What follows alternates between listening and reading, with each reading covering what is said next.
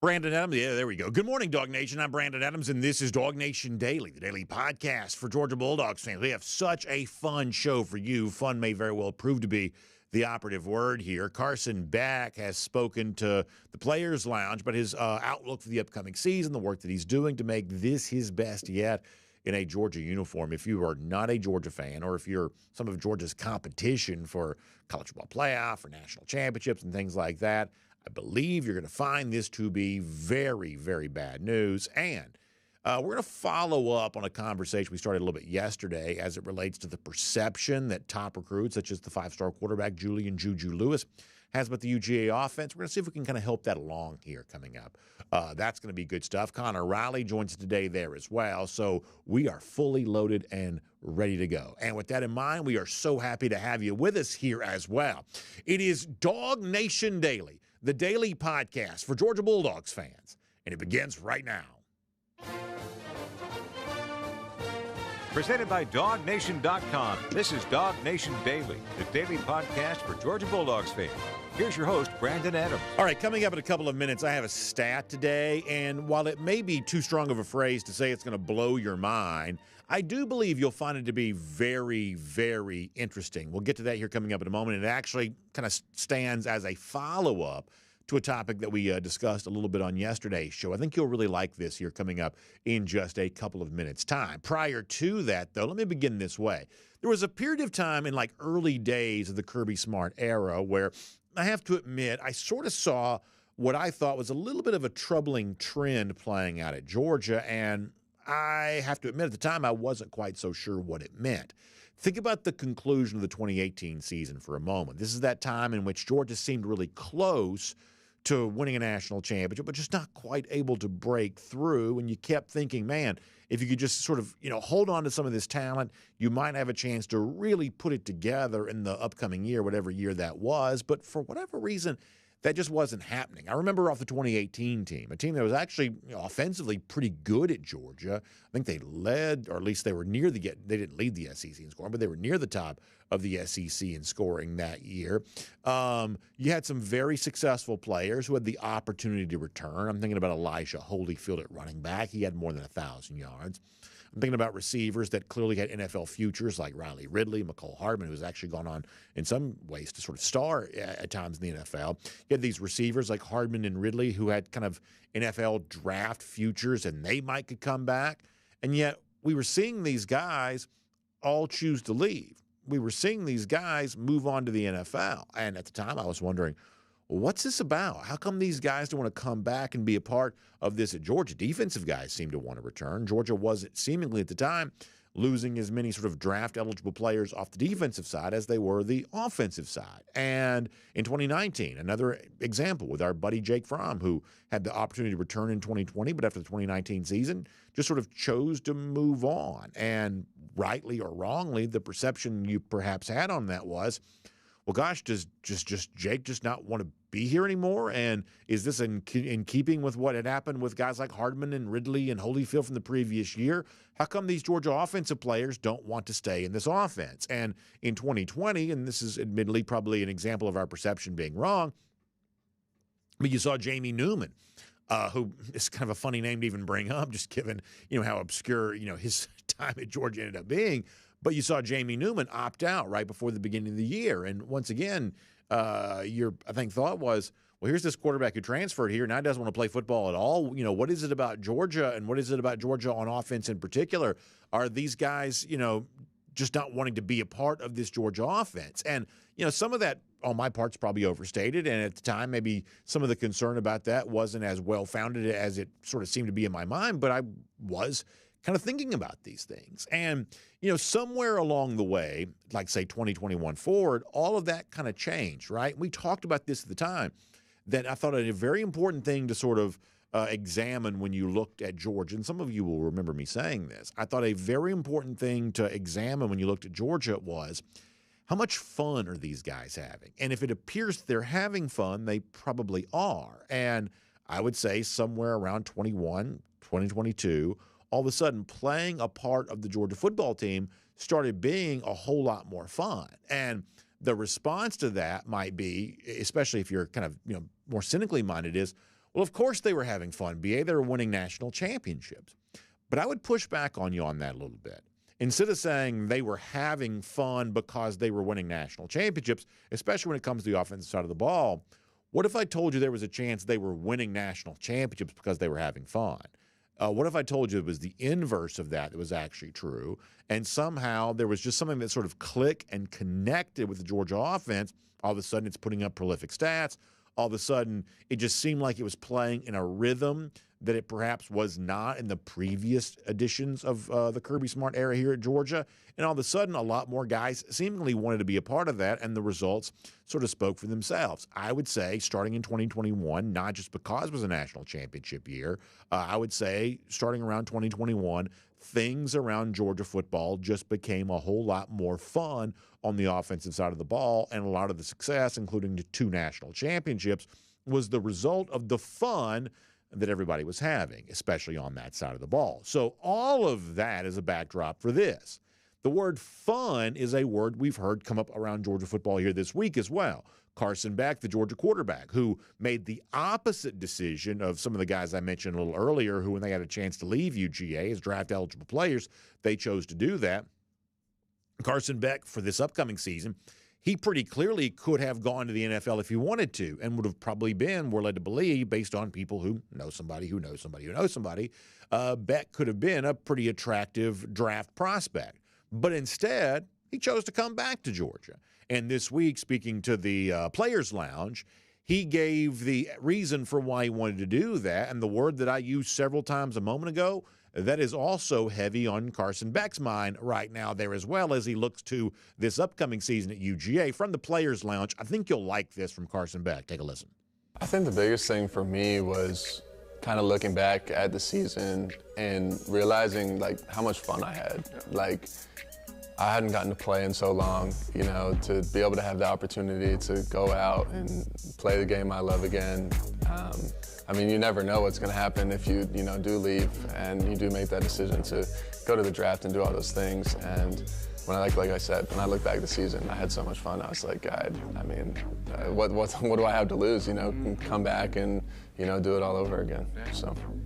I'm nowhere near cool enough to put a music bed like that underneath our clips. That comes from the Players Lounge there on that. But the point is Beck's like, I'm having fun, having the time of my life. And it certainly seems like you would, right? You're quarterback at Georgia. I'm guessing that's a pretty fun experience, especially when you're having the kind of success that Carson was having this past year.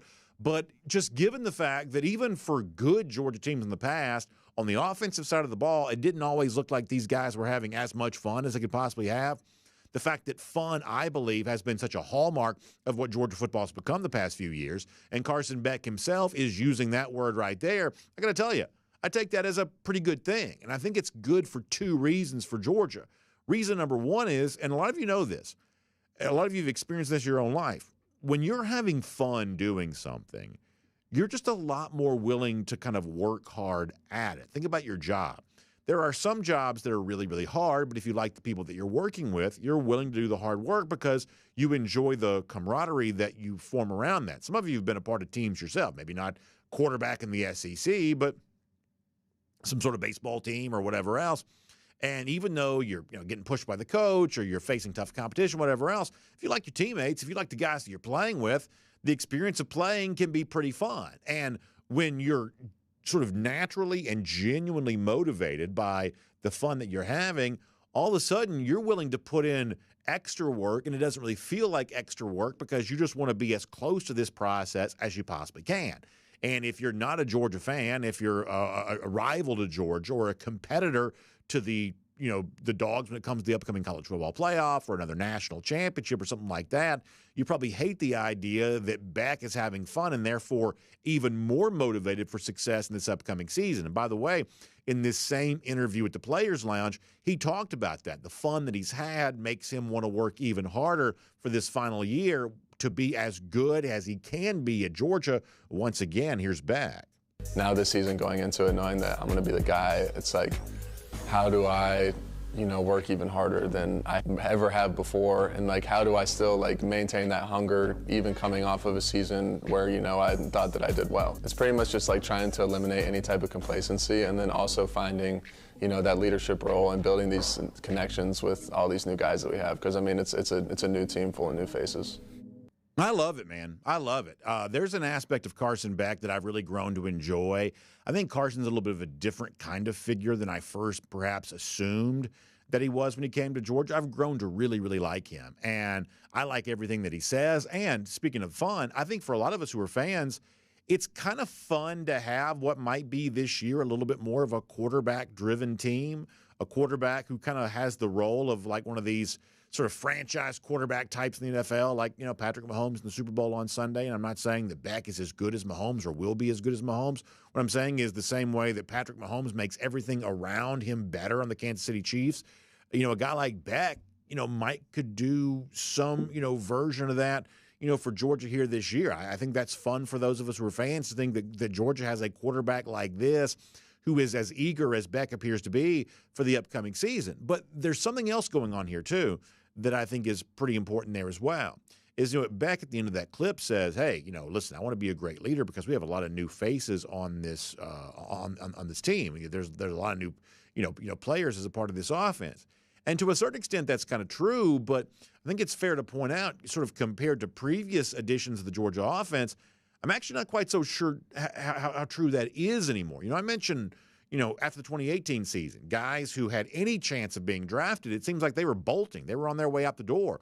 And Georgia did not bring back as much returning production for 2019 as it had a chance to. Same thing for other years around Georgia football there as well, where guys who had been a part of this offense and sort of thought, well, maybe it's my time to move on. It seems like they were sort of taking advantage of that and not looking to stick around. All of a sudden now, whether it be primarily Carson Beck, but some of these other figures as well, it seems like there are guys who are sort of happy to sort of stick around and still be a part of this Georgia offense. And I'll give you a number that sort of backs this up. Let me show you this on the screen. Conor Riley, who will join us later on the show, wrote about this at DawgNation.com. Now, this is semi-complicated, but I want to give it to you because it kind of sort of boosts the point I'm trying to make. That if in the past there was always this mass exodus off the Georgia offense of guys who just didn't want to be here anymore, at least, seemingly, that's not the case anymore.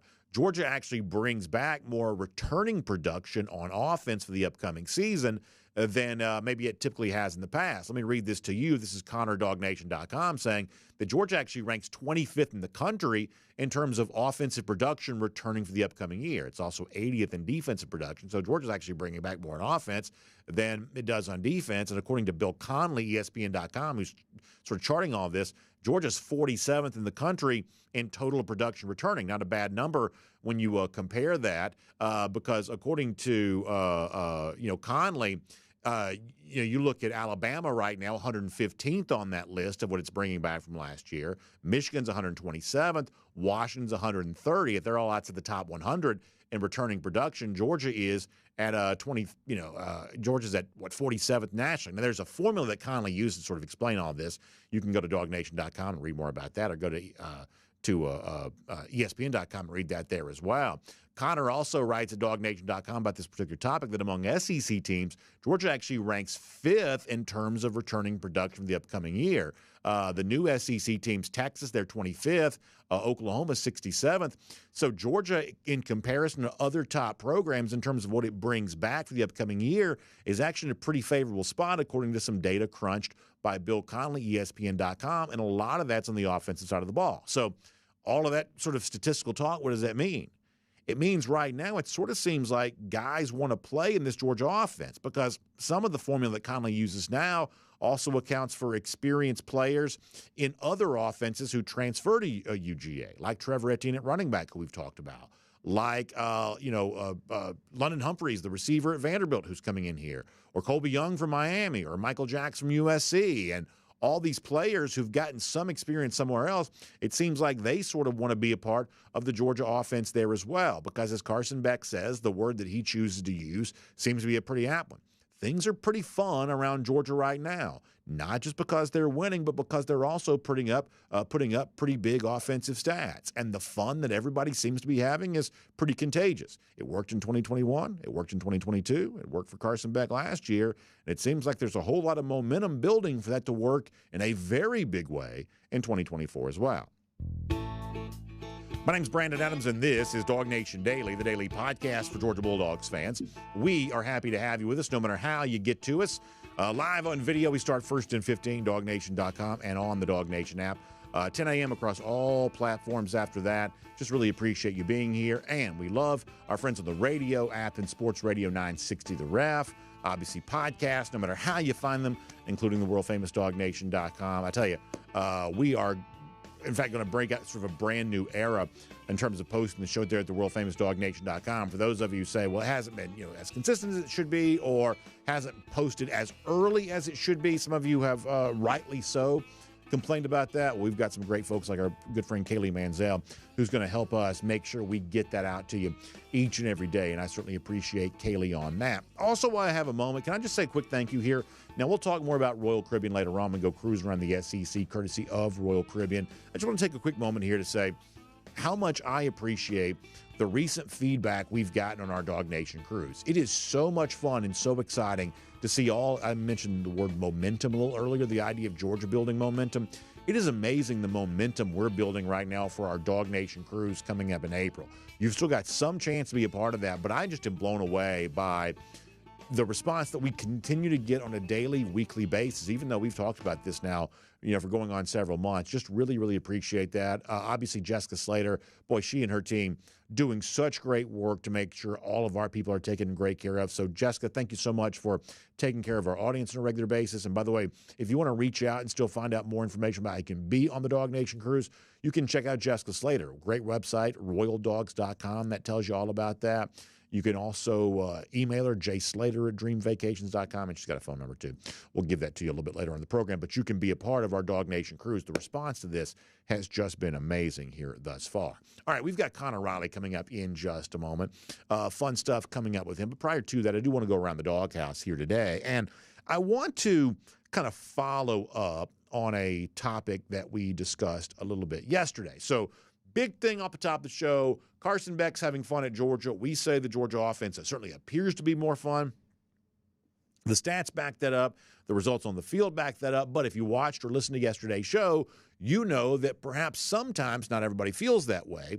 Sometimes people may not be fully aware of exactly what Georgia has done offensively, perhaps because they're falling victim to negative recruiting maybe and some of the things that are out there. The example we gave, and I'll give the young man credit for being willing to be very honest, Julian Juju Lewis, the five-star quarterback, perhaps one of the most talked about recruits of all time before it's all said and done. Lewis was on campus visiting with Georgia here this weekend, getting a chance to, really interact closely with some Georgia coaches, perhaps some Georgia teammates there as well, potential future Georgia teammates, I should say, and really kind of learn the inner workings of the Georgia offense and exactly what it's all about. And the quote that we gave you yesterday, I want to give to you again. I just think this is incredibly fascinating. It may be one of the most important things we hear, during this offseason portion of the year. Lewis admitting that he had a perception of the Georgia offense that might just not quite be true. Let me read this to you as sort of provided by Steve Wiltfong from 24/7 Sports.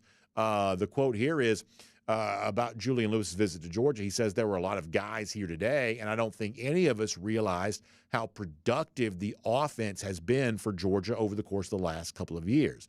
But I was able to spend a lot of time talking to some of the Georgia coaches, including Mike Bobo and Montgomery Van Gorder, who's one of the staffers, a former quarterback. And he says that he had a good time at Georgia, kind of learning about exactly how productive the Georgia offense had been. And what we said on yesterday's show was, okay, this seems to me pretty obvious evidence of negative recruiting. Negative recruiting exists because it works. You plant that negative seed of, you don't want to go to Georgia. You're not going to you're not going to have success. You're going to do this. You're not going to do that. That's the negative recruiting stuff that's out there. And obviously the negative recruiting perception that's formed clearly doesn't match reality, because we just heard Carson Beck a moment ago talking about how much fun he's having being Georgia's starting quarterback. So I asked John Stinchcomb, the great former Georgia All-American, a question on yesterday's show. Clearly, the Georgia offensive success ought to speak for itself, but obviously the perception still lingers that Georgia's sort of the unfun program it maybe appeared to be several years ago. What do you do about that? How do you fix that? I asked John Stinchcomb that question yesterday. This is what John said. Has a defense and plays complementary football. There's times when games are already in hand before that 60 minutes is up. And so you've transitioned to some of your backup players and you're not focused on blowing another team out. It's let's see if we can keep our horses healthy because we're playing a long season. Georgia plans on playing well into the postseason, most years college football playoffs, and vying for national championships. So I think that's part of the recruiting pitch. You do have opportunities. If you're an offensive player, if you're a quarterback like Juju, then just look at what we do. Don't listen to what other naysayers are saying on the outside. So a couple of things there that are pretty important. A, John, I think brings up a pretty good point of, hey, at Georgia, you may not play in a lot of fourth quarters, which means that you may not get the stats that sometimes come when you're sort of kicking a team around in garbage time. But while you may not play in a lot of fourth quarters at Georgia, you will play in a lot of 14th and 15th games of seasons, and I guess now even more than that in the new expanded playoff. And I do think that's important, at least for some players, the kinds of players you want of, do you want to go somewhere else and, have the spotlight fully on you, or do you want to come here and have a chance to really win at a high level where eventually you'll have the spotlight too, because by the time you get to that portion of the year in January, you're the only team still playing. I think that's probably pretty important. But the other thing that John brings up there is that obviously what you hope is that recruits can see past the negative recruiting that might be out there and really see the results for themselves. The fact that numerically, I'm going to give you another example of this here in a moment, numerically, Georgia's putting up, believe it or not, truly about as good a collection of stats as anyone is. And it's not just because of quarterbacks like Carson Beck. It's also the guys that Beck has a chance to throw to, and John also talked about that on yesterday's show as well. Here's John again. There is opportunities for quarterbacks. We've seen that with Stetson. We've seen that with Carson. We allow our quarterbacks to make plays, and I think Georgia's done a much better job of providing these weapons around them to kind of highlight those skills, not just the Brock Bowers of the world, but, you just had the Senior Bowl this past weekend. There's a number of other highly skilled players that are surrounding these quarterbacks to make them look even better. So I told you off the top of the show today, I had a stat for you that you might find to be a little bit surprising. I'm going to give that to you now. I think it bolsters the point of just how true what John Stinchcomb is saying is. And when Julian Juju Lewis says, gosh, I didn't realize Georgia was this good, I think this kind of offers that explanation there too. We have this perception, I think, around college football that, like everybody's just scoring 1 million points a game, and that's just kind of the sort of regular feature of the sport. In some respects, that sort of seems like it's true. But when you look at teams that actually average 40 points per game, and by the way, I just really believe that the best stats are the ones that are the easiest to understand. When I'm talking about like returning production and things like that, percentage of this and how the formula is tabulated, a lot of us sort of get lost in the sauce on something like that. I know that I do. But I would like to think we can all kind of understand how many points are you scoring on a per-game basis. And when you look at teams that are scoring 40 points per game for a full season, there are probably actually fewer of those in college football the last couple of years than you realize. This past season, there were just 5 that averaged 40 points per game for the season. The previous year in 2022, there were just 6. So only a total of 11 teams over the course of the last 2 years have averaged 40 points per game. But did you know this? This is where it gets kind of fascinating, I think. There are only 2 teams over the course of the last 2 years that have averaged 40 points per game in each of the last 2 seasons. One of those is Georgia. The other is USC. Now, think about this in sort of stark, basic, flatline level terms. That Georgia is, along with Caleb Williams and USC, in sort of an offensive category by itself. Does the average fan know that? Does the average recruit know that? Does the average media type even know that? It's sort of hiding in plain sight here because, as John said, Georgia plays complementary football. And over the course of a national championship era, the defense has gotten a lot of credit. But when you look at the offensive statistics, you can obviously, see them. Hey, Georgia's averaging 40 points and doing this. But when you start looking at the rest of the other offensive competition around the sport and you realize, well, actually, Georgia's doing this stuff more frequently than almost anybody else is. Ryan Day and his beard dyed Ohio State, or, Alabama and, whatever they may have had at quarterback, including Bryce Young for a portion of that time. Georgia's actually more consistently performing offensively than almost anybody else, alongside like Lincoln Riley and USC and Caleb Williams. And Riley's, sort of thought to be the offensive guru with no match, and yet he's being matched by a team in Georgia that also plays far better defense and far more relevant on the national scene overall. So if you want to get to like the sort of bottom baseline level of exactly, why it is that Georgia really truly is so much better than sometimes it's perceived to be on offense, there it is, that Georgia's actually doing something that's actually more rare than it seems, and the number of teams doing that along with them is actually a little bit more scarce than you probably realize. So there you go. Georgia clearly with results that don't quite match the perception.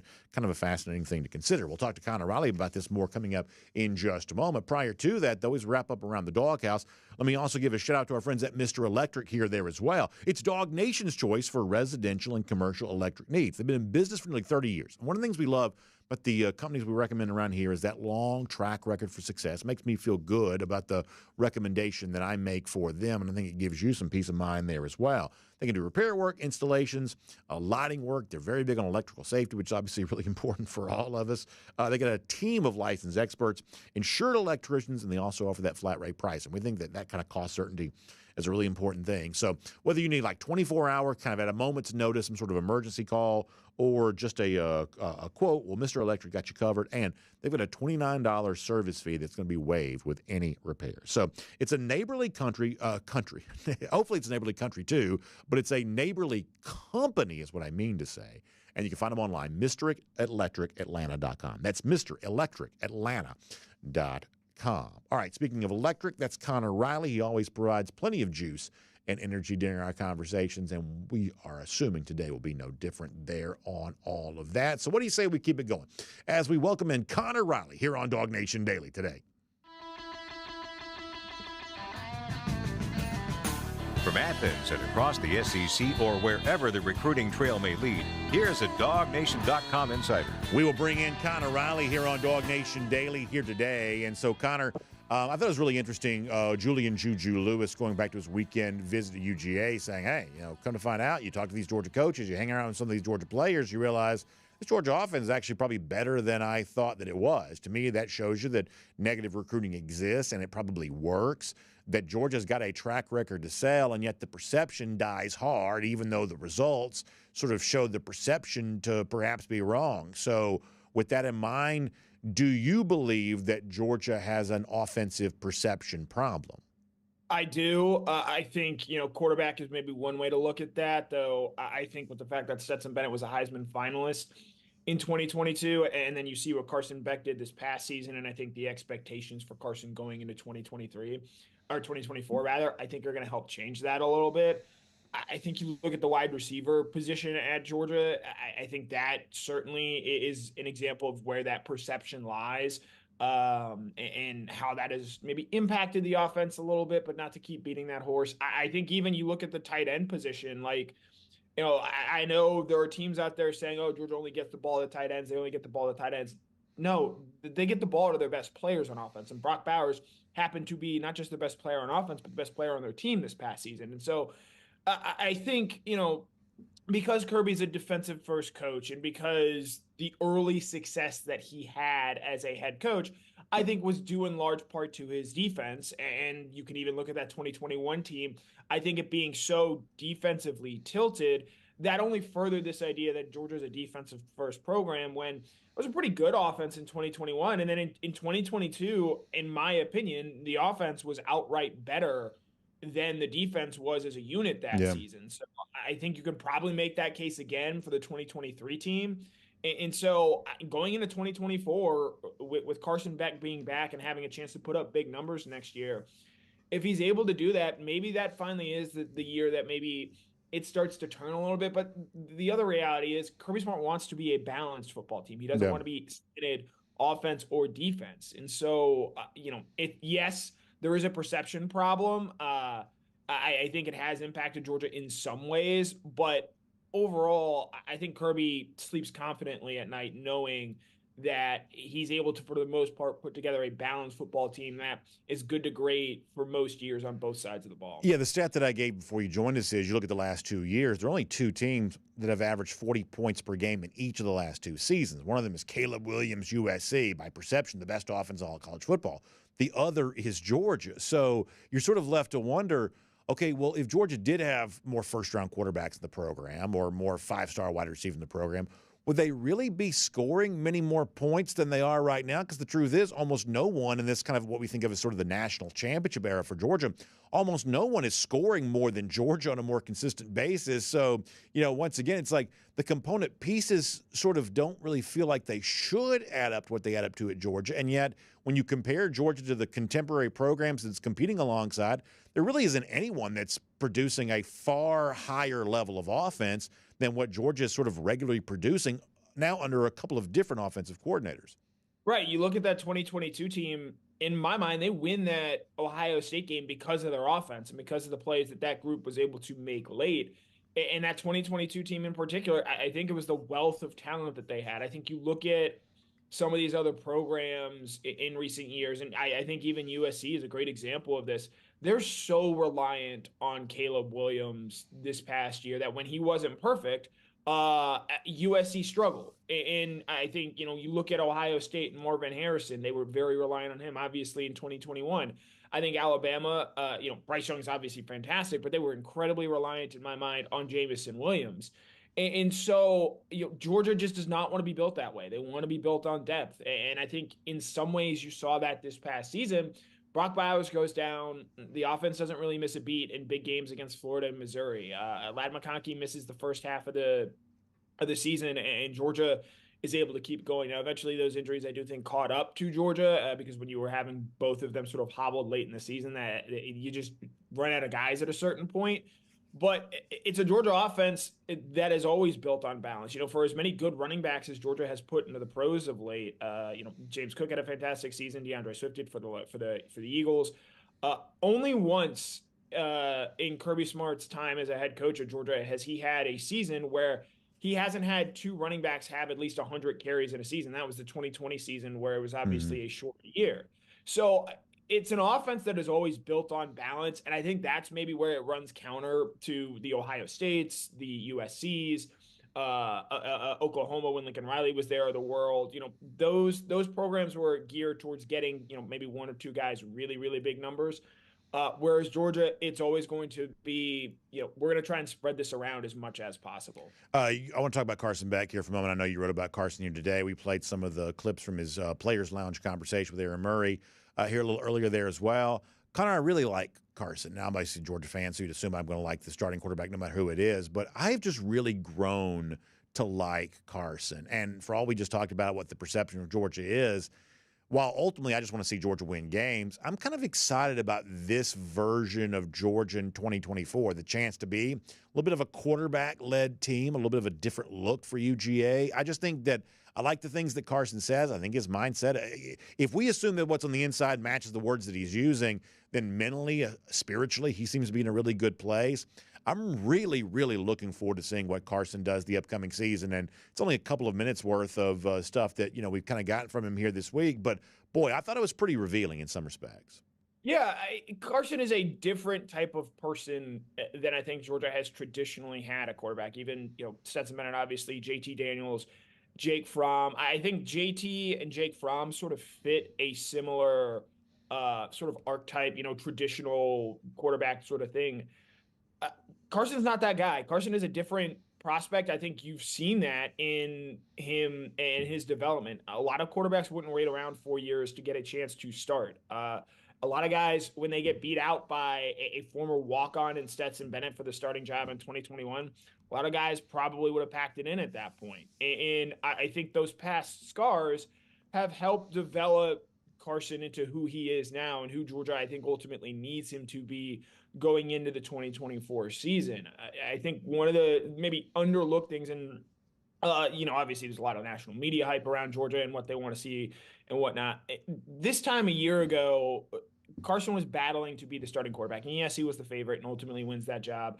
but he hadn't started a game yet. And you didn't know what he was going to look like in those situations and in scenarios. And for him to now have that and to know what it's like to go play on the road in Neyland Stadium, what it's like to play Alabama in an SEC championship game, to have those experiences under his belt going into this offseason where you touch on being a quarterback-led team, he's going to be asked to do a little bit more going into the 2024 season simply because you lose Brock Bowers, you lose Ladd McConkey, you lose Kendall Milton, Cedric Van Pran, Dejan Edwards. There's going to be more on your plate. And so having that confidence and know-how of, okay, I know how to navigate not just an offseason, but a regular season as well and the ups and downs that come with that, I think is huge for him as he goes into a year where I don't think it's outrageous to say that he could be the face of college football this coming season if he's able to build off of what he did in his first season as a starting quarterback. Let me follow up on that by saying you're a much bigger NFL fan than I am. Super Bowl obviously taking place this weekend. And I think this year's Super Bowl is a little bit like last year's, and to me that it kind of resembles what I think of as the two ways you can win in the NFL. You can either have a franchise quarterback that occupies a huge portion of your salary cap, or you can have like a rookie-style quarterback that's got a very low salary number and that gives you a chance to have a little bit more of a balanced roster. In sort of the previous era of Kirby Smart, it's a little bit more like the Georgia quarterback is like Brock Purdy or like what Jalen Hurts would have been for Philadelphia last year. This year, it sort of feels like Georgia's a little bit more of a Kansas City Chiefs style team where like Patrick Mahomes is there and his job is to make everybody better. And he's clearly the focal point. And if there was a salary cap, then he would have, the lion's, share of that because that's the overall level of his importance. It just sort of feels like, to use a word you used a moment ago, the archetype of team that Georgia is, it sort of seems like at least for right now this offseason, it sort of feels like that's shifting a little bit. Well, Brandon, I mean, there's the rumors that Carson Beck asked for a $4 million NFL deal. I mean, who's to say that he's not commanding? Sure. You could ask most people based in reality, and no, that's not the case. I think, and it's interesting, we'll touch on Mahomes here a little bit. I'll go into the Tortured Poets department for this. His numbers aren't as great this year as they have been in years past. And I think, to someone who doesn't watch the NFL all that much, you might say, oh, the Chiefs aren't as good because Patrick Mahomes isn't as good. They're playing in a different way because of the way their team is built. They're shortening the game. They're, because they don't have their wide receivers, and Travis Kelce, in my opinion, has lost a step. I think that they are shortening the game and saying, hey, we're going to put more on Patrick Mahomes' plate and maybe have less bites of the apple in terms of offensive possessions, but know that Patrick is going to get the most out of those offensive possessions. He's not going to make a lot of mistakes, and he's going to drive us down the field. I think there are times last season when you saw Georgia and Carson Beck do the same thing. And so I think going into this year with Carson, I think obviously having a lot more on his plate in terms of what he's going to be asked to do, it's going to be interesting to see how Georgia changes and reacts to that. Obviously, they're a program that this past season, 2022 as well, they've stressed the importance of explosive plays. And so if Georgia is less reliant on explosive plays in 2024 because of the personnel changes, they're going to ask Carson Beck to not just be better statistically in terms of the numbers and things that he's putting up, but get the most out of him while also maybe perhaps having fewer offensive possessions, because we also do know, and I think you'd agree with this and sort of bringing the whole conversation full circle, I do think Kirby Smart coaches in a way that tries to protect the defense. And so shortening the game and longer drives for the offense is one further way, I think, to protect your defense. And I think that's absolutely something we could see Georgia mimic what I think the Kansas City Chiefs have done this year. Not to make this whole conversation about the offense, but I thought you had a really interesting piece about Dejan Edwards at DawgNation.com. And I think it brought up a really good point, which is, we've talked a little bit about Trevor Etienne on this show as of late, the fact that he's kind of being brought in what you would think to be a little bit of a dynamic playmaker for the Georgia offense, something I think is a welcome addition here. But what Georgia seemingly typically has, the great power running back, the sort of, to borrow the oldest cliche in the book, the thunder to go along with the lightning. It's not obvious who that guy is going to be for Georgia for this upcoming season. No shortage of options, of course. Branson coming back from injury, Roderick Robinson, who seems to be generating a little bit of buzz right now.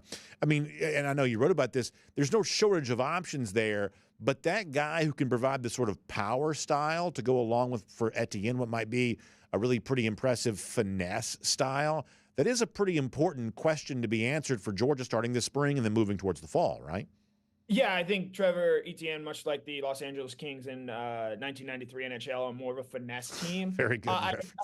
I think, I don't expect much from Branson Robinson, certainly early in the season. He's not expected to go through spring practice as he continues to recover from his patella tendon injury. And so, Chauncey Bowens is in as a freshman. Dwight Phillips Jr. and Nate Frazier, I think are more closer to the mold of Trevor Etienne in terms of the way they play, in terms of the way I think they're ultimately going to be used too. They're not going to be here until the summer. So I think in reality, you're looking at Andrew Paul and Roderick Robinson, two guys who have had some injury concerns. Robinson only played in 5 games this past season with an ankle injury. And then obviously Andrew Paul missed his full freshman season because of a torn ACL. And Dejon Edwards last year had 165 carries for the season. Branson Robinson, Roderick Robinson, Andrew Paul, and then obviously the 3 freshmen have a combined 121 career carries. So there is an unknown aspect to that. I will note, as you pointed out, Roderick Robinson, I think, was someone who had a very good month of bowl practices and is hoping to carry that into a strong spring practice. He certainly has the build, I think, to hold up as a sort of between the tackles runner and someone who can get you those hard-earned 3-4 yards. Obviously you look at what James Cook, I think, did for the 2021 team. Even Kendall Milton this past season, those are the more dynamic types. But in having a guy that can command 13, 14, 15, 16 carries over the course of the game, I think is huge to keep those other guys more effective. I do think that Trevor, in coming to Georgia, is going to be maybe a little bit more productive than he was at Florida, but I don't expect him to be someone who Georgia's going to give the ball to, 200 plus times over the course of a season. I think they're going to want to try and get the absolute most out of Trevor Etienne. And in doing so, they're going to have to find someone who can get them 10, 11, 12 carries a game from that Branson Robinson, Roderick Robinson, Andrew Paul trio there. One more thing on a different subject, and you've also written about this at DawgNation.com, and maybe there's not much to be said about this, but what do you make of the fact that right now nationally there's just so little skepticism about UGA? ESPN does these little panel writing deals of kind of projecting the upcoming season, and pretty much I believe everybody had Georgia as the number 1 seed going into the 12-team playoff. A lot of change. And yet it seems like there's just not a whole lot of skepticism about Georgia to add to that. FanDuel's got spreads out.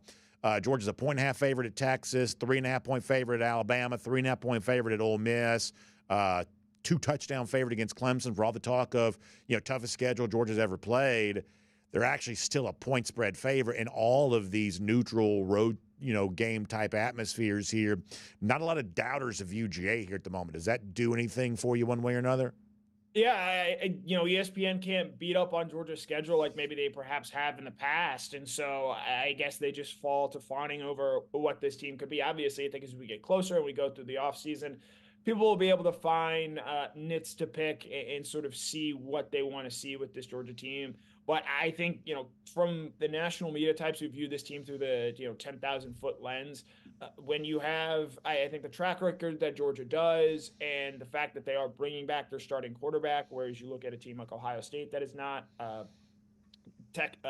Oregon is not either.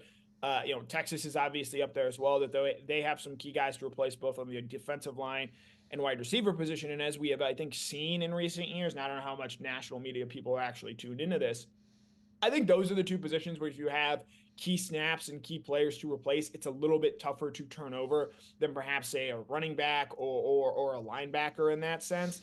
So I think the fact that you have some known quantities with Georgia at those positions, along with the fact that they bring back Carson Beck, it's going to be easy to pencil Georgia in as the number 1 team. I think people probably see the SEC as the deepest league. And with Alabama, taking a step back under Kalen DeBoer, I think that going forward, they're just going to assume that Georgia is going to be the top team in the SEC. And traditionally, that has been the team that has been the number 1 team in the college football playoff rankings this past season, notwithstanding. Speaking of Alabama taking a step back under Kalen DeBoer, we don't have over-unders for everybody yet, but if you've seen the Alabama number, it is out. Have you seen it?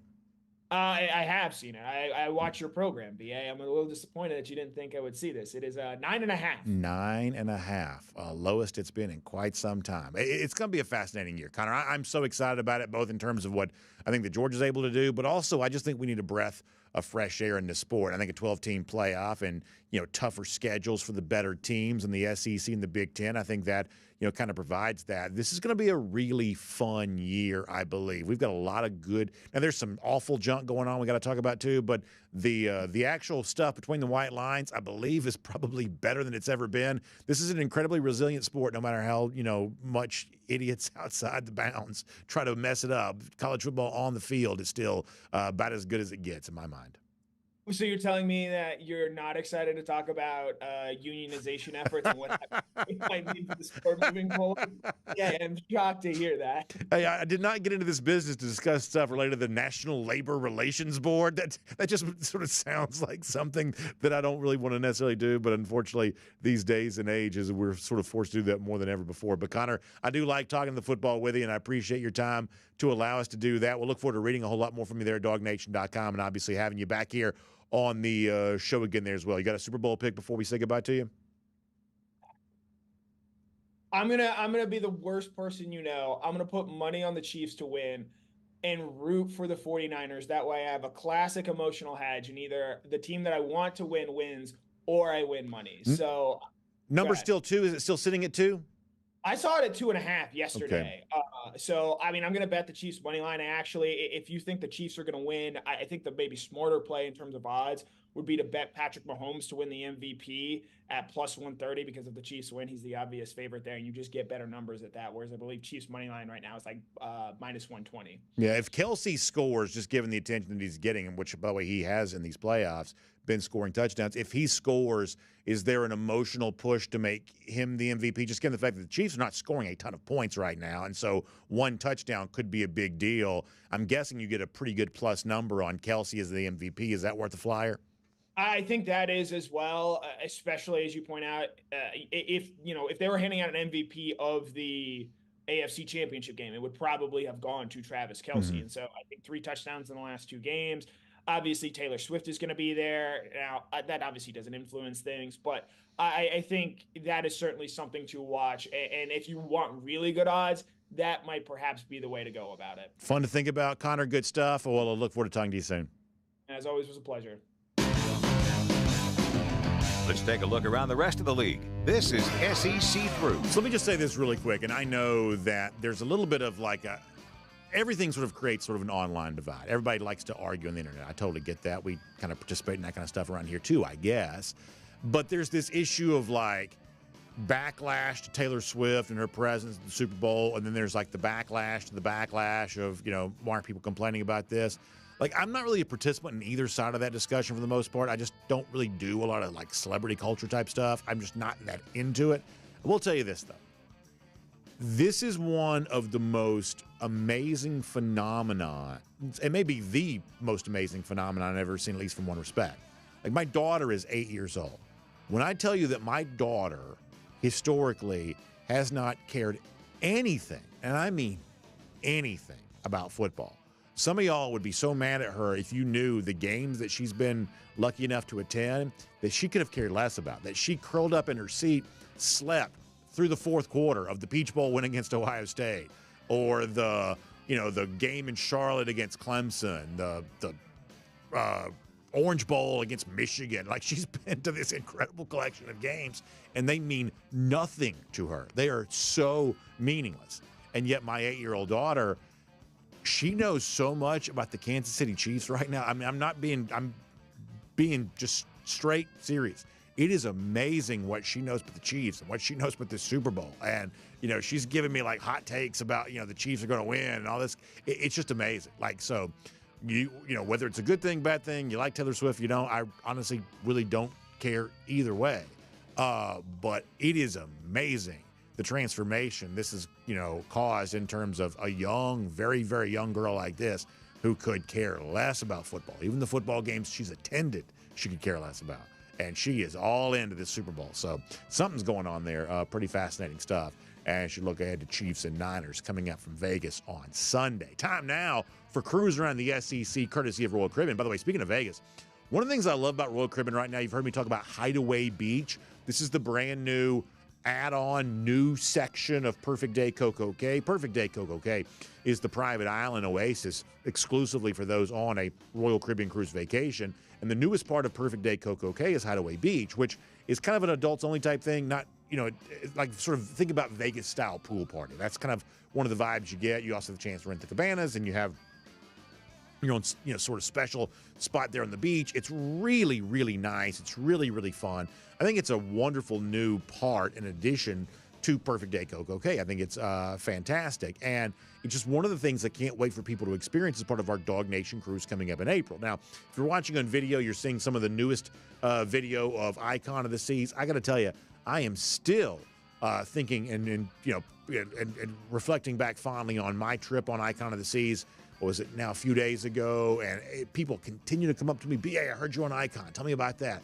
It's just amazing the level of awareness that exists in the culture right now about this brand new Royal Caribbean cruise ship. Unlike anything I've seen from any of the recent introductions, from Royal Caribbean into the fleet here, it's just people know about Icon. They're so excited about it. And Jessica Slater's the one to know to get on board, whether it's Icon anytime now or Allure of the Seas coming up in April, or if you want to think about the next Royal Caribbean debut, Utopia of the Seas coming up in July, sailing out of Port Canaveral, right down the road from us here.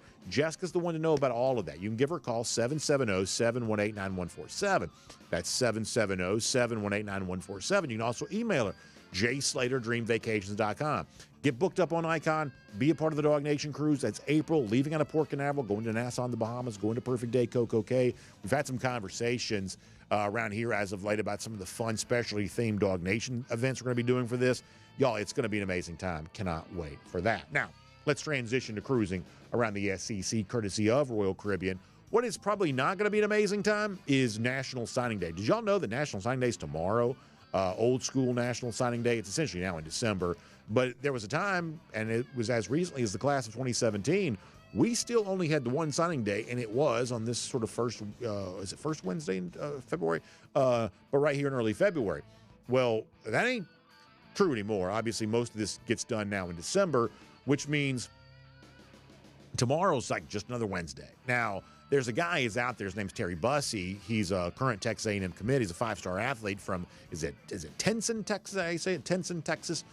Timpson, Texas, maybe. He's a five-star athlete. He's out there. He's recently taken a visit to Georgia. I guess there's some chance that Georgia's considered involved in this. Probably at the moment, maybe no more than a hat on the table. I don't get the sense from anybody that I've talked to, he's probably coming to Georgia, the sort of online chatter, the people who know somebody, sort of thinks right now that if he doesn't stick with his Texas A&M commitment, I do believe that A&M hosted him this past weekend, the sort of final weekend prior to the dead period. Maybe that was a good thing for the Aggies. But if he doesn't go to Texas A&M, it seems like smart money right now maybe puts him at LSU. Maybe that's the case here. But I guess if there's any chance at fireworks, it comes in the way of Terry Bussey, the five-star athlete. But it sort of seems like that while Georgia's been a little bit of a factor here, got the visit, and maybe a hat on the table, so to speak. This is probably A&M LSU, I believe. And in terms of does he stick with the Aggies or go to Baton Rouge, honestly, I don't have much of an opinion. I don't really care. But it does not seem like Bussey is probably coming to Georgia. But, hey, you never know, right? I mean, if nothing else, maybe there'll be a little bit of a last-minute swerve just to build some interest in National Signing Day. We'll see if that is the case. Obviously, you would presume NIL is a factor in that. And speaking of NIL, a very interesting announcement coming from Missouri. And this did come from the sort of official Missouri, apparatus here, that someone has given Missouri a gift of $62 million. And of this $62 million, 50 of this has been designated for improvements to Faurot Field, and $12 million of this is going to what's called the Tiger Fund, which is basically the NIL arm of Missouri. Now, let me tell you what I find to be interesting about this. A, the person who's giving the gift wants to be anonymous. So a lot of times these kind of gifts going to come with the sort of pat on the back and the prestige of, hey, look how much money I gave. My name's going to be on something. This person apparently did not want to do that. But the other thing here is how little Missouri, I'm talking about the official Missouri, sort of public relations arm, seems to want to talk about the NIL part of this. They're basically treating the Tiger Fund as if that's a charity. In fact, I had to kind of do a little bit of research to kind of fully appreciate and realize the Tiger Fund is an NIL organization. They sort of treat it as a charity, and they sort of treat it as something you're sort of doing for the overall student well-being, including scholarship, things like that. But this is where the NIL stuff is housed. And so we sort of live in this day and age in which NIL supposedly is out in the open and all of this is legal. And we're told all the time that not only is it legal, it's good. And if you don't think that it's all good, and if you're not for all of this, then somehow you're, behind the times, whatever else. And yet in the midst of what is a very from an NIL standpoint, I can promise you a $12 million gift is a very sizable gift. And frankly, to the average person, giving $12 million to NIL is sort of more interesting than giving $50 million to a stadium, because people do that kind of thing seemingly all the time. There's, a lot more historic sort of tax benefit to that. There is, oftentimes not when it comes to the NIL. Some people try to tell you that there is, but I don't think the IRS probably views too kindly on that right now. The point here is if you read the sort of official announcement on this from Missouri, they very much obscure the NIL portion of this. In fact, they even have one of those sort of quotes from Eli Drinkwitz in here, and Drinkwitz doesn't really mention the NIL part either. Like, check this out for yourself. This may seem like a small point, but it's really pretty interesting how, to the average person, the fact that somebody gave $12 million to the NIL is all they really want to talk about at all. If you see the news reporting of the Missouri announcement, it's all sort of focused on the NIL. But if you read the actual release, the press release from Missouri, they barely mention the NIL at all. It's just sort of weird. They don't seem to want to talk about that part of it, and yet pretty clearly when it comes to sort of, the ability to compete in the SEC and in college football, that's the thing that matters more than anybody else. Just sort of an interesting, conflict, if you will, in terms of how different folks are talking about that. Speaking of conflict, Ohio State may be dealing with some sooner rather than later, and I find all of this to be strange.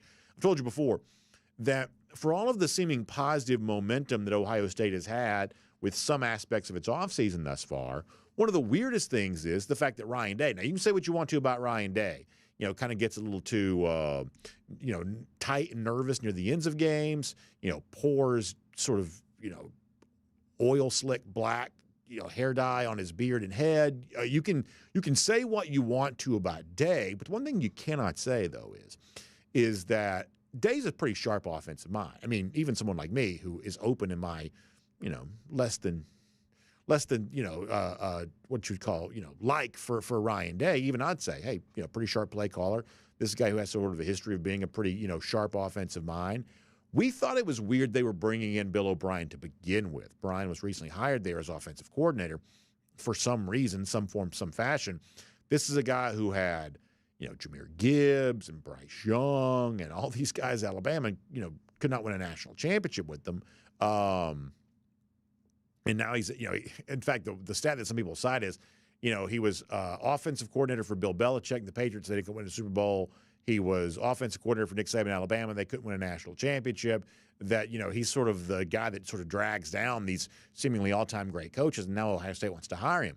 Well, they did, but now there's rumor they may not keep him very long, much the same way we've heard Ryan Grubb be mentioned for other jobs right after taking the Alabama offensive coordinator job.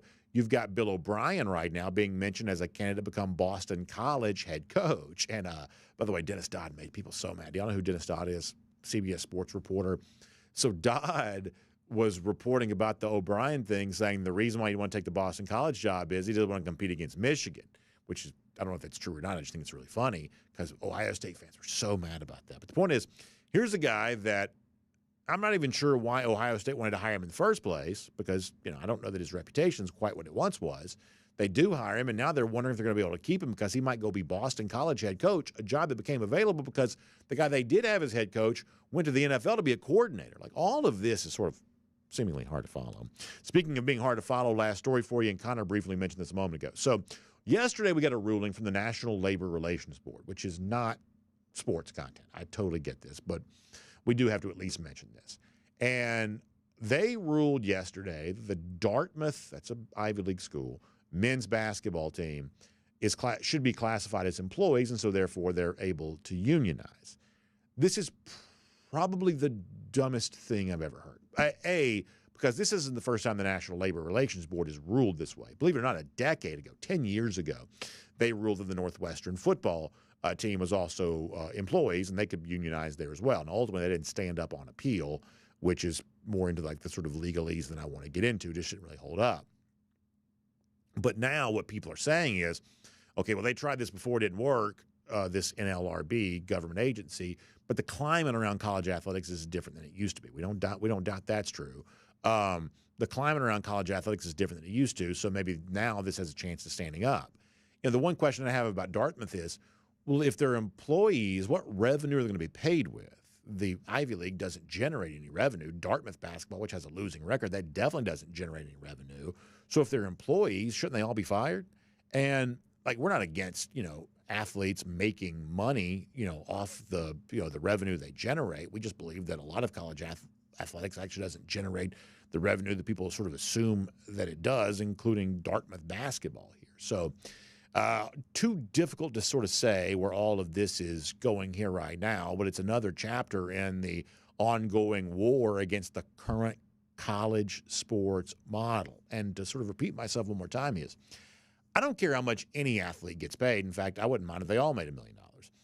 But we do think that, the idea of classifying them as employees and unionization, all that kind of stuff that so many, in sports media seem so aggressive towards wanting to push, we do think those kinds of changes have the potential to bring about a lot of unintended consequences that could prove to create a product both in terms of what we enjoy and the way the athletes experience it that's actually not as good as what they perhaps have right now. But obviously that's not going to be solved here today. We'll make that cruising around the SEC courtesy of Royal Caribbean. And as we wrap up here today, normally this is the portion of the program we like to have fun and we like to do our golden shoes and find a reason to sort of maybe have a little chuckle on the way out the door. Today, unfortunately, we're not able to do that. Sad news coming down yesterday. Some of you know this man personally.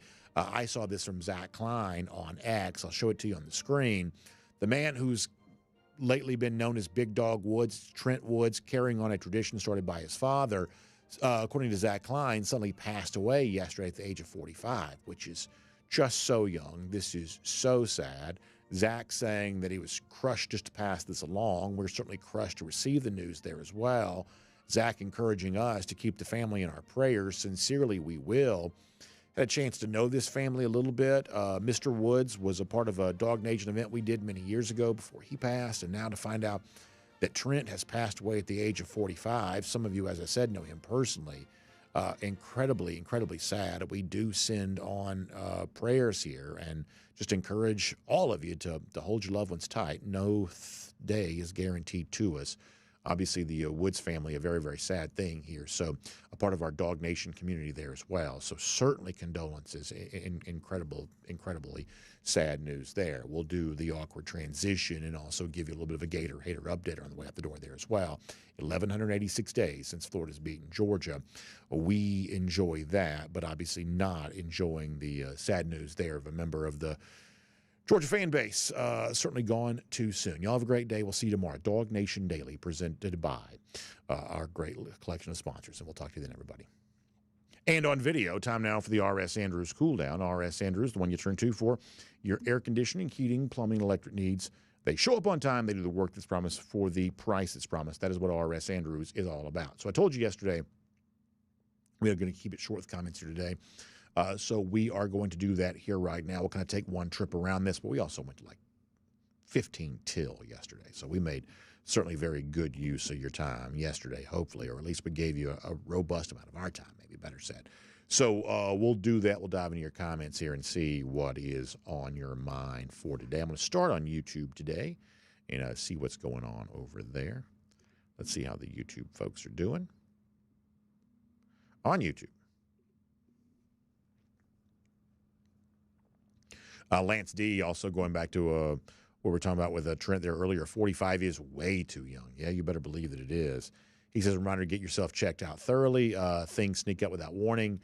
Yeah, I mean, I do think, for whatever reason, and this is not related to what we're just talking about with Trent, but it's just, I think, true, for all of us, is that, there's that temptation to just want to, not think about things like that, but obviously nothing good comes from that kind of thing. From not taking the best possible care of your health. And I'm not saying that in reference to the other story we were mentioning. I'm just saying, to Lance's point, we, those of us who get into our 40s, we have some extra responsibilities from a health standpoint that you probably don't really think about when you're younger, and that's important to keep up with. Tyrants Reynolds wondering about G-Day. Seems like the conventional wisdom right now is going to end up being April 13th based on how the spring calendar sort of works for UGA and the school. I think that's sort of the thought we have right now. Perhaps that ends up changing. But it seems like that's where this is sort of heading right now, which for some people will be an important day because that is Master Saturday. But right now, I believe the perception is that that's going to end up being April 13th, at least based on the chatter that I'm sort of hearing behind the scenes.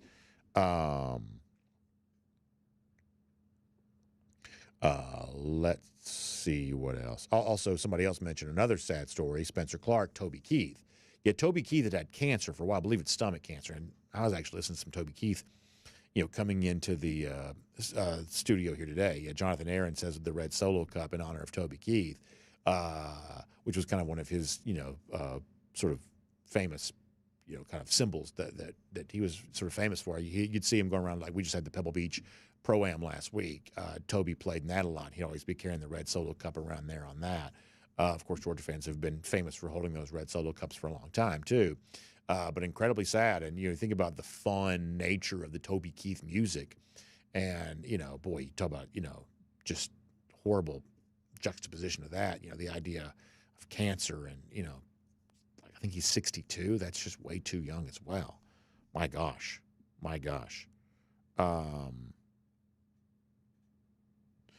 Foster Moss also pointing out that the Georgia-Alabama game, 7:30. I think we talked about that when that first came out. So I think one of the benefits of Georgia having all of its games on kind of the ABC, ESPN, SEC network family of networks here coming up is you may get more game time announcements earlier in the year than you typically do back when CBS had its draft pick and you'd have the 14-day window and some of the things that would go on around that. You may get a few more game time announcements a little sooner. You might get some of that. Jay Shipes. Oh, Lord, Jay, you're funny. Frank Patterson says, what running back are you most excited to see this season? I mean, obviously, any number would be, a good mention. We talked about Trevor Etienne on the show the other day, but I'm going to give a shout out here to Nate Frazier, who I do think is about as interesting a high school running back as Georgia's signed in quite some time. And I do think that Frazier could have a pretty intriguing role in this team, especially when you think about, Branson coming back from injury and some of the things kind of related to that. I think that Nate Frazier could have an interesting role here on this team. Frederick Meredith predicts that Georgia's going to dog walk Alabama and Tuscaloosa. I do like that. We said a little earlier. 3.5-point favorite there on that. So there you go.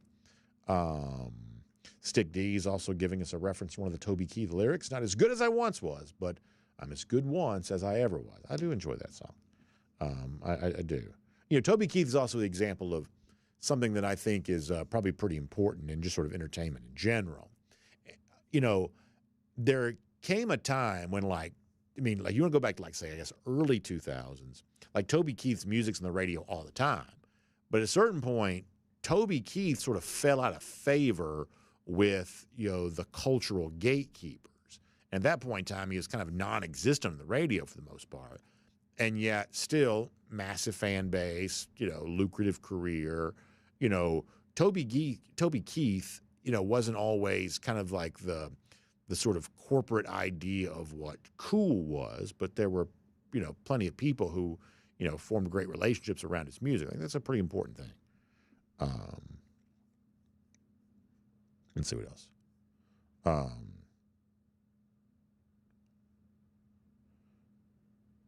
Spencer Clark talking about the Kirby Smart visor compared to some of the headgear the other coaches have worn. Let me go to Facebook here for a moment.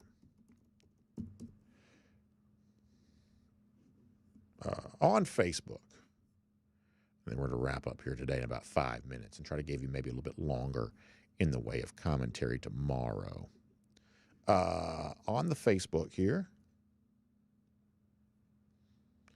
Eric DeVorncy also pointing out that Toby Keith's a big Oklahoma fan, too. That's exactly right. And Travis McCullough obviously expressing some sadness around the passing of Trent Woods. Gary Holt checking out. Glad to have you here.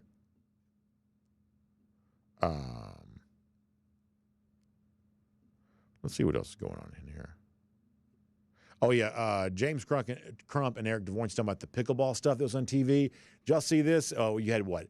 So you had Maria Sharapova and you had Andre Agassi and Steffi Graf, who are married, right? We're playing with each other. Is that right? I watched just a tiny little bit of that. I'm not like mega into pickleball, but I have played a little bit, and I certainly get why people think it's fun. I get why they think that's fun. It's the kind of thing that my wife and I can sort of play against each other on. So I sort of get some of that. Johnny Prescott says the Taylor Swift soap opera with Kelsey and flag football for a Pro Bowl game points out how soft this league is compared to its glory days. Unbelievable athletes, but I just can't get excited about it anymore. I can only hope this isn't the future for college football. So, Johnny, I have to admit that I sort of think about this sometimes, is that, for better or worse, the NFL is changing in a way that college football hasn't changed. Like, you go back and look at the last few years, I mean, there's no doubt that the NFL has sort of adopted a little bit of a different energy that college football doesn't have. Good reason, bad reason, whatever else. The NFL just feels like a different product. You look at the way it markets itself, look at the things the NFL chooses to market. You look at a lot of these things, it's just different. And I'm obviously more of a college football fan than an NFL fan. As I said before, when it comes to like Taylor Swift's presence at the Super Bowl, I am neither for it nor against it. I just don't really care either way. I think it's interesting that my daughter likes it so much, and I guess I like what she likes. But in terms of my own personal feelings, it's meaningless to me. I am not for celebrity culture. I'm also not really against celebrity culture. I'm just not really a participant in any way in any of that kind of stuff. I'm just not. I am neither for it nor against it. It is irrelevant to me for the most part. But I would be lying if I didn't say I hadn't noticed the NFL as a product feels different than it used to, and it feels different than college football does now.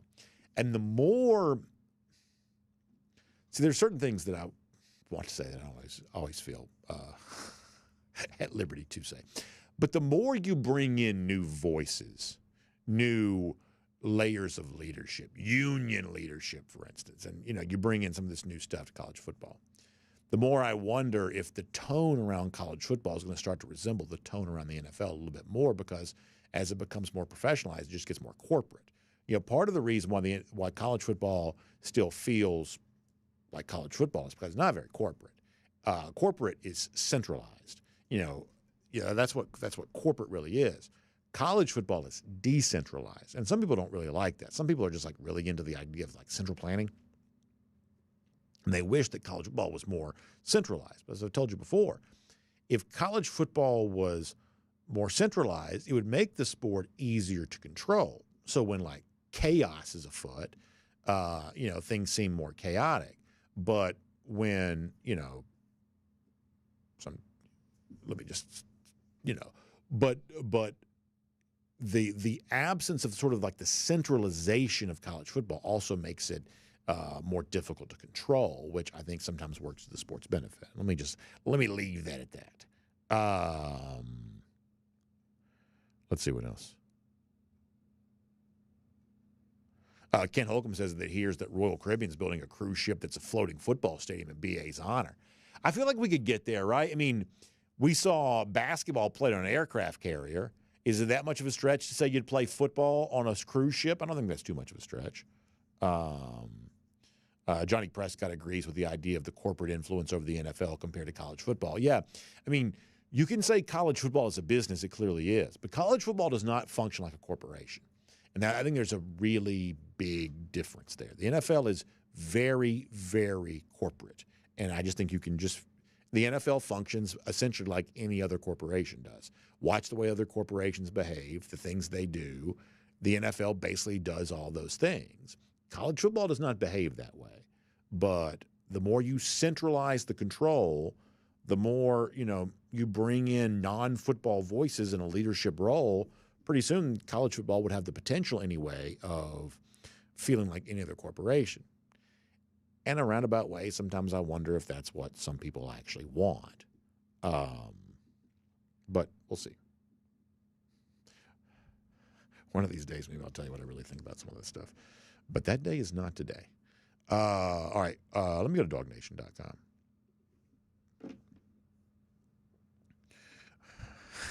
DT's trying to drag us, out of bounds in this conversation over here. Senior Dog 54, I was talking about the legal stuff around this. Yeah, listen, lawyers seem to be enjoying all this. Michigan Dog says the Ivy League athletes get in school with lower grades than their regular counterparts and test scores. I don't know if that's true, but perhaps it is. He says they only cost the university money. Dartmouth should give them a bill for travel, uniforms, food, and training. I sort of understand where you're coming from. And like at a place like Stanford, which essentially functions like an Ivy League school, except it's out west, I mean, it's not obvious to me in the future Stanford even wants sports, because I think Stanford is sort of aware that, A, it has a level of prestige that's unconnected to academics, and any athlete in any sport on Stanford's campus actually sort of monetarily is worth less than just a regular student. We saw the Hollywood gals that went to prison for trying to get their kids into Stanford, so clearly there is a level of prestige at Stanford that's unconnected to athletics. If you start seeing a major college say, I'm done with college athletics, we're just going to drop this and go back and be a school again, I would say that Stanford's probably likely to be the first. And if Stanford does it, Cal will as well. DT says, what I don't know is what happens to the Title IX situation if the athletes are declared employees. Yeah, that's why, I mean, most, I think, right-thinking university presidents would know that in a situation like that, football players can't be employees of the school because you do run afoul of Title IX. This is part of the reason why I'm really concerned about the future of college athletics, because when the Title IX stuff first happened, and like I said, it's not the purpose of a show like this to say if that's good or not, but I can just tell you what did happen. When the Title IX stuff first happened, the sort of the idea of the balance between the number of male and female athletes on a campus, what we saw is that male athletes in non-revenue sports were really hurt by that. Specifically, and some of you know this, wrestling teams. The way in which a lot of programs, athletic departments, kind of brought the proper balance based on the new laws with the number of male and female athletes was they just started cutting teams. And the teams that got cut the most frequently were wrestling teams. Georgia State used to have a wrestling team. With the advent of some of the Title IX stuff, that went away. And so, as programs sort of deal with this kind of stuff in the future, I am concerned about that kind of thing happening again. I like college baseball. I have a tendency to think that if we get into like the sort of immediate repercussions of the unintended consequences that play out related to some of that kind of stuff, I'm guessing there'll be a lot of places that just sort of drop college baseball. I hope I'm wrong about that, but I'm guessing there's a chance that could be true because it seems like most programs don't love spending money on college baseball anyway. The SEC has sort of fought for an extra assistant coach for a good number of years. They can't get NCAA agreement on that. So, I think that as it relates to what happens to your employee and how does that reflect Title IX, all that kind of stuff, that's where kind of like ground zero for some of these unintended consequences could possibly be. Michigan Dog says he's going to be boiling some maple sap for the first day of the season. I'd love to be the official maple syrup of DawgNation. That sounds great. Listen, I don't know what we have to do to sort of crown you the official maple syrup of DawgNation up there in Michigan, but that sounds like an awesome thing for me. Some good homemade maple syrup on some pancakes or something like that. Dip my bacon in it. That sounds really very good. Really very good. I love like syrup on salty things like bacon, sausage, things like that. Boy, I love that. Love that. All right, we got to go. Gosh, it gets late fast. All right, quickly, one final timer on each comment section, then we're out of here. Paul Moon says no really clue to expect what to expect from Branson Robinson. Yeah, I mean, look, I think that Branson Robinson is still the same prospect I always thought he was. I think that Branson Robinson is going to do some great things in a Georgia uniform. Does he do that like 1 year after, a pretty significant injury? I don't know. That might be a lot to ask soon. But I think if Georgia fans are able to be patient with him, I think that patience may eventually be really rewarded. Foster Moss also likes the combination of bacon and syrup together. Really enjoy that. Really enjoy that. Let's see what else. Quick time back around Facebook again. Lucy Bowers-Boykin, appreciate it. Glad to have you here. And then back on DawgNation.com one more time. Richard D's wondering if Georgia can have a resurgence in the running game in 2024. Who will be the top 3 contributors and why? I like Jeff's thought that maybe Nate Frazier is in kind of a DeAndre Swift 2017 role. You sort of wonder if he could be, even better than that here this year. But I do kind of like the point that Connor brought up a little earlier too is, Georgia's second leading rusher may be the guy who's most capable of getting the hard physical yards. Maybe that's the guy. Maybe it is Branson. Maybe I'm underselling his ability to come back from injury, or maybe it's Roderick Robinson. Andrew Paul is part of that discussion.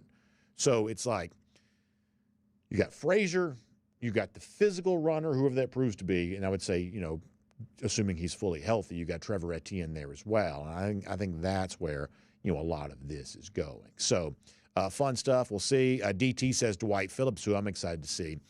I think that Phillips, there was a thing, we got to go.